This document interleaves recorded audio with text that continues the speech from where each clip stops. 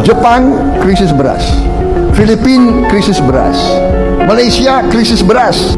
Pak, beras Bulog sekarang hasilnya jelek banget, berasnya udah basi. Gudang beras Indonesia penuh. Bahkan pemerintah sudah menawarkan ekspor ke Malaysia sampai ke Singapura.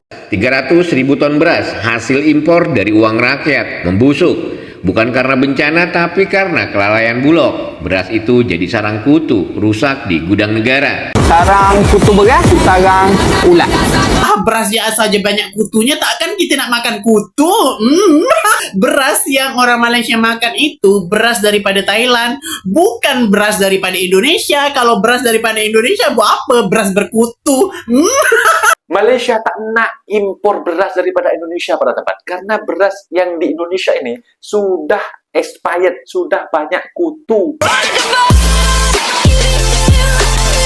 Assalamualaikum warahmatullahi wabarakatuh. Jumpa lagi para sahabat dan teman-teman dengan Cak Farhan. Gimana kabar-kabarnya? Semoga kalian semuanya sehat-sehat saja. Yang baru bergabung di videonya Cak Farhan, terima kasih banyak-banyak yang sudah setia menonton di channel ini. Saya doakan semoga kalian semua dimurahkan rezekinya, dipanjangkan umurnya, dijauhkan dari malak bahaya oleh Allah Subhanahu wa taala.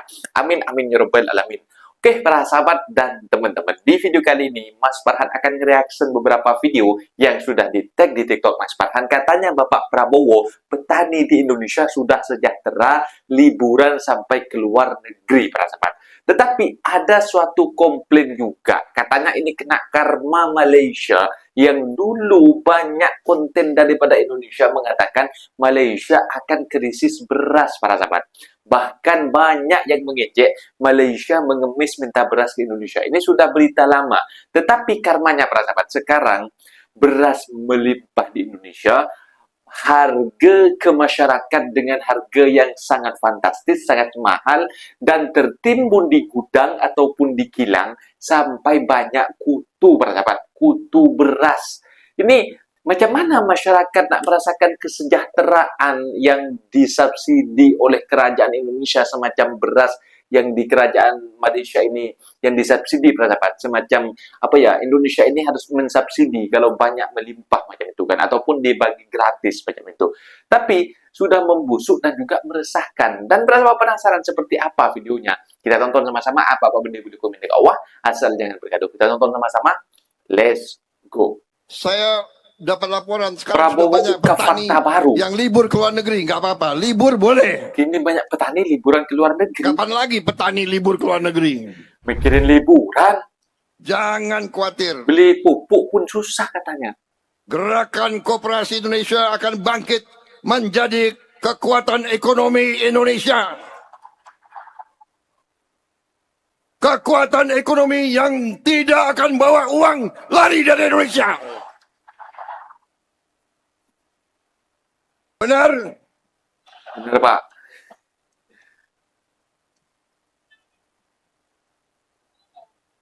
Saya ingin lihat tampang-tampang koperasi ini. Banyak. Muka-muka kalian bukan muka orang yang bawa lari uang ke luar negeri. Betul.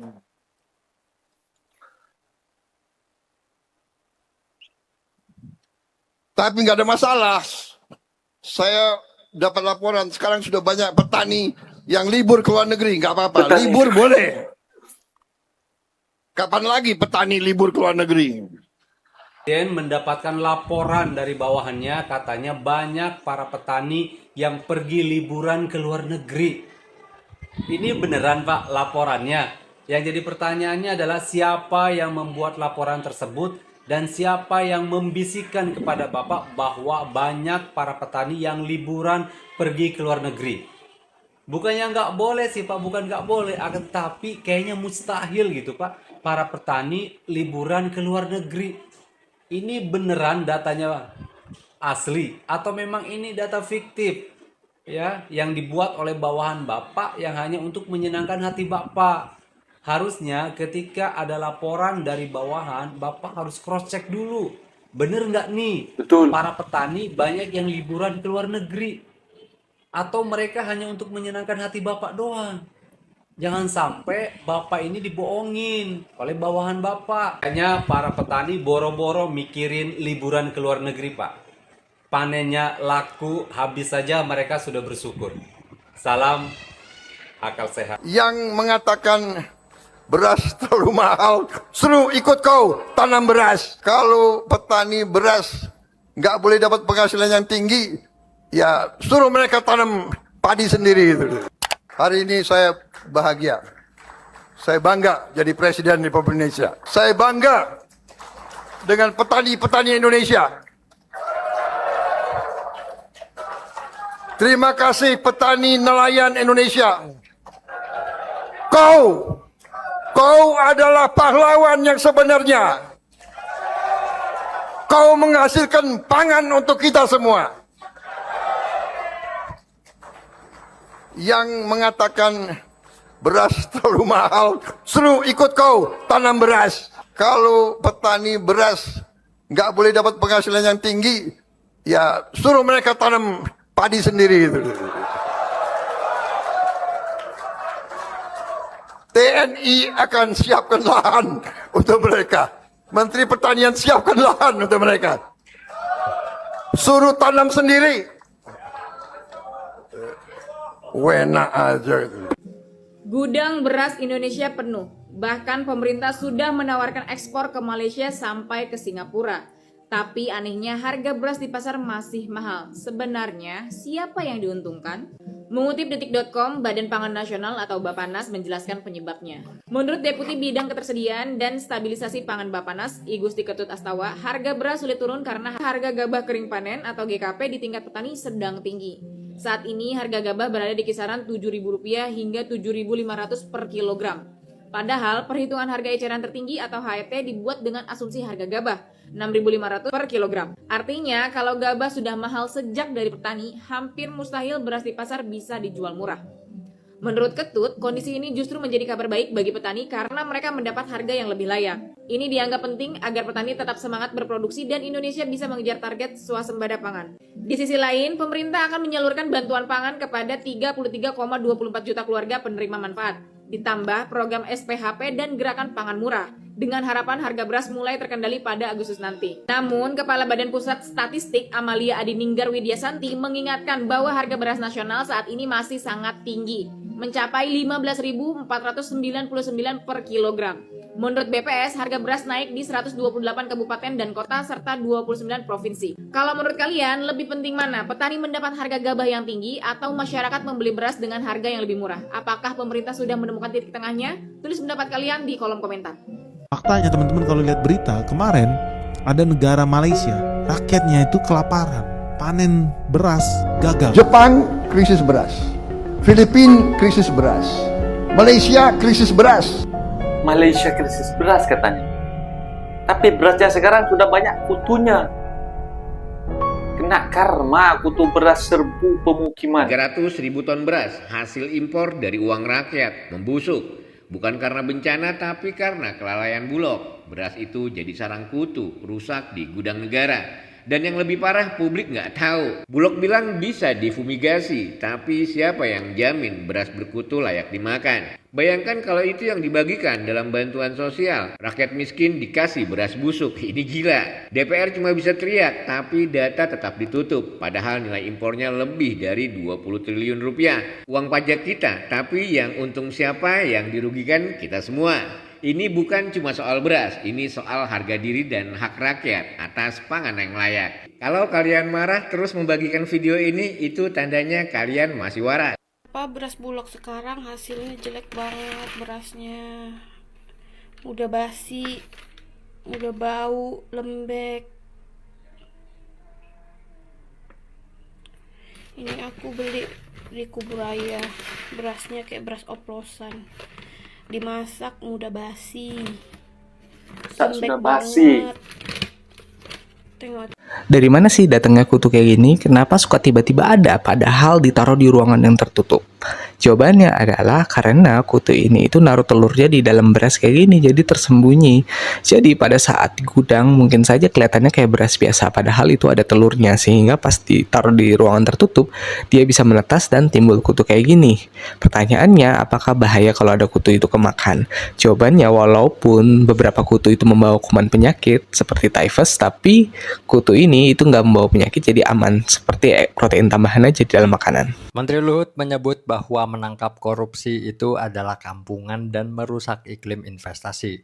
Dan beliau bilang bahwa kalau mau bersih di surga aja. Sebelum itu guys, kalian harus tahu dulu konteksnya ya. Jadi beliau ini bukan secara gamblang itu bilang menangkap koruptor itu seperti sia-sia atau kampungan. Jadi beliau itu kayak menyoroti bahwa tidak ada gunanya kita menangkap korupsi kalau sistemnya itu tidak ada perbaikan. Beliau ini juga menekankan untuk pentingnya pencegahan ya. Jadi pencegahan digitalisasi dan sistem untuk mencegah terjadinya korupsi. Tapi di sini gue sangat setuju ya guys dengan gagasan ini ya. Kenapa? Karena tidak ada gunanya sih sebenarnya ya kita nangkap koruptor kalau seandainya sistemnya itu tidak dibenahi. Ya istilah kata kita nangkap 1 tumbuh 1000, jadi nggak ada gunanya. Selama celah itu masih ada dan tidak ada penegakan hukum yang jelas dan berat ya tidak akan ada perubahan sama sekali guys. Seperti sekarang misalnya ex Jampitsus Febri yang tertangkap karena kasus korupsi dan sudah ditetapkan sebagai tersangka. Nah kita seperti senang gitu ya dan terlihat seperti pemberantasan korupsi ini mulai bagus. Ya anggap saja beliau ini akhirnya terbukti bersalah dan akhirnya diputus di persidangan dan dihukum penjara.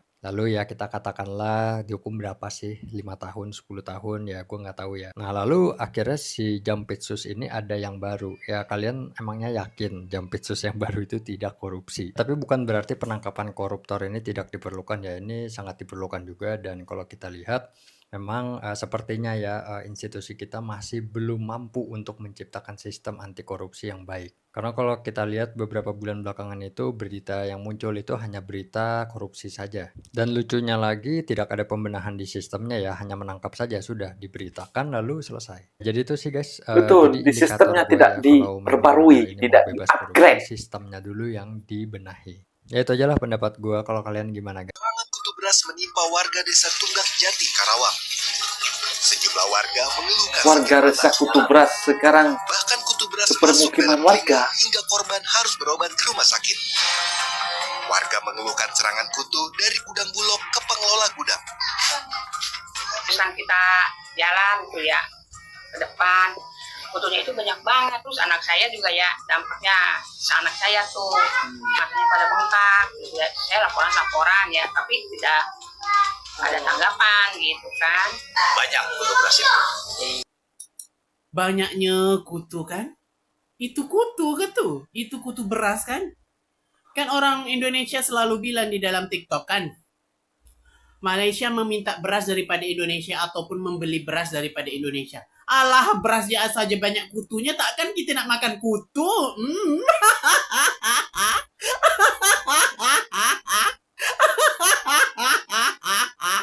Beras yang orang Malaysia makan itu beras daripada Thailand, bukan beras daripada Indonesia. Kalau beras daripada Indonesia, buat apa? Beras berkutu.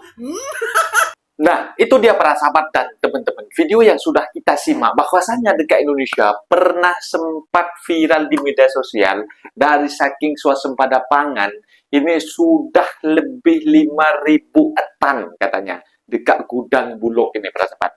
Gudang Bulog ini merupakan milik kerajaan Indonesia macam itu. Bahkan ada suatu video viral bulan lepas bahwasanya akan diekspor ke Malaysia dengan harga murah para sahabat. Ini kericuh di media sosial. Dari sebelum-sebelumnya Malaysia krisis beras, mengemis-ngemis ke minta ke Indonesia. Ini sudah video lama, tetapi kita ungkap dengan fakta bahwasanya di Malaysia banyaknya pekerja dari Indonesia ataupun dari Bangladesh, dari Nepal, dari Myanmar, dari Pakistan, dari Vietnam, dari Thailand, dari Myanmar. Ini tak ada yang mereka komplain bahwasanya di Malaysia itu krisis beras, kelaparan macam itu. Malaysia itu persahabat ada beras tempatan sendiri yang disubsidi kepada rakyat Malaysia macam itu. Beras tempatan Malaysia yang impor itu persahabat dari Thailand, dari India ataupun dari mana-mana negara. Malaysia yang impor itu khusus warga asing yang tumpang cari rezeki di Malaysia macam itu. Kalau beras yang berkutu di Indonesia sudah ditawarkan murah ke Malaysia, ini rasanya Malaysia tak nak persahabat. Bahkan dibagikan secara gratis, dibagikan secara free pun kepada warga Indonesia, masih banyak yang komplain setelah dimasak. Ini katanya sudah lembek, sudah basi macam itu. Bahkan ada isu di Indonesia katanya banyak kutu ini bersahabat, banyak kutu beras ini sudah terkena impak kepada masyarakat di sekitar, menyerang kutu kepada masyarakat di warga di sekitar. Ada juga anaknya yang muntah-muntah kena makan dilarikan ke rumah sakit. Dan statement baru-baru ini persahabat, Bapak Prabowo mengatakan bahwasanya Indonesia petaninya sudah sejahtera. Bahkan petani-petani sudah liburannya ke luar negeri macam itu. Coba bayangkan secara logika deh. Ini masa sih petani ini liburannya ke luar negeri? Mungkin kalau petani sambil berbisnis impor ekspor barang, mungkin mereka boleh lah beberapa pembisnis dan juga mereka juga petani juga macam itu. Tapi kalau realiti seorang petani bersahabat, pagi pergi ke sawah, pulangnya nanti afternoon tengah hari macam itu, dan mereka tidak ada pikiran-pikiran untuk pergi ke luar negeri bersahabat. Rasanya nak beli pupuk pun rasanya susah macam itu, mahal macam itu, dan beban hidup macam itu. Ayo, Bapak Prabowo ini mungkin dapat data salah lagi dari bawahannya. Macam mana nak menangkap korupsi di Indonesia? Bahkan isu-isu ini baru-baru ini news dekat TikTok, dekat Facebook, dekat YouTube sekarang isu korupsi di Indonesia. Ini di Indonesia juga ditangkap saja, bukan Jetpinsus itu, siapa Febri Jetpinsus itu persahabat. Sekarang ini katanya ada Hotman Paris yang sudah menjadi siap penegak hukum mereka, menjadi siap pengacara. Ini apa? Seorang korupsi malah dibela macam itu. Sistem di Indonesia itu untuk mengurangi angka korupsi ini tidak diperbaiki. Jadi percuma diberantas satu yang tumbuh 1000 macam itu persahabat. Mungkin videonya sampai di sini persahabat, dan teman-teman apabila ada kata benda yang silap, Mas Farhan minta maaf sebesar-besarnya. Mohon dibenarkan di kolom komentar. Assalamualaikum warahmatullahi wabarakatuh.